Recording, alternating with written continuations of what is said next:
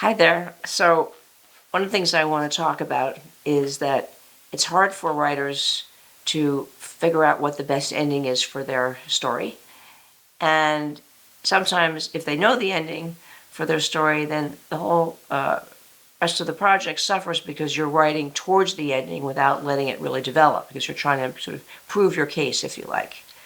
So what I always suggest, two things. One is that you consider that for every story there are several endings, and that you take a moment to acknowledge what they could be. So in the broadest terms, an ending is happy, sad, or different, right? There can be a twist. Like if you watch an episode of Twilight Zone, there's always a pretty much unhappy ending with a twist that has a moral tale, right? And if you watch rom-coms, generally speaking, the boy gets the girl or the girl gets the boy. So that would be a happy ending. And then sad endings are, Shakespeare's tragedies. Romeo and Juliet die. Anthony kills Cleopatra, that kind of stuff. But in terms of working from the creative view and using the word of the day, so my concept for all the 25 years that I've been teaching this accelerated screenplay technique, we work with what we call a soft ending.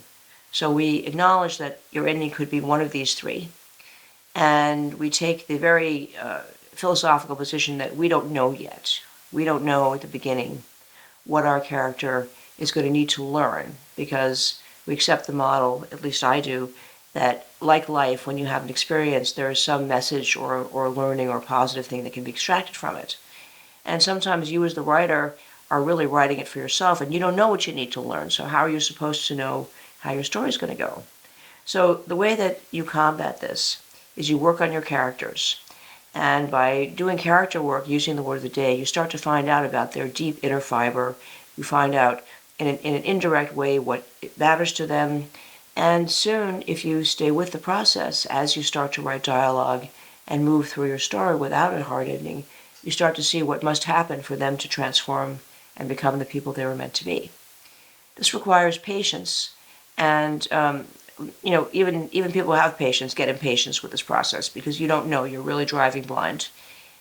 But the word of the day will take you into a deep place where you start to really understand your character's heart. You may not understand the details, you may not understand everything about, their upbringing, but you start to understand how they are, because when you do the clusters, you visualize them doing something.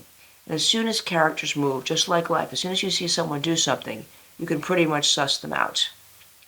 And to bring this extreme knowledge that you have from your day-to-day life into a creative process, think about it, you're suddenly an expert. You suddenly put in a heck of a lot more than the 10,000 hours that Gladwell is, exhorting us that we need to be experts.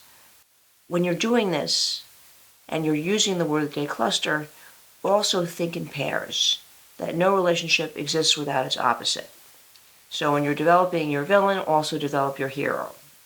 Do one cluster for one, do one cluster for the other, and the idea that you're writing these short paragraphs that you're being inspired to by these images is what will fast track you into a place of being, wow, I can see my script. I can see my book. I can see. What now I've got to do is just rush over and scribble down notes because this thing is playing out in my head. And if you don't obsess about structure and you stay focused on character, you will be able to write a really marvelous piece of material very quickly.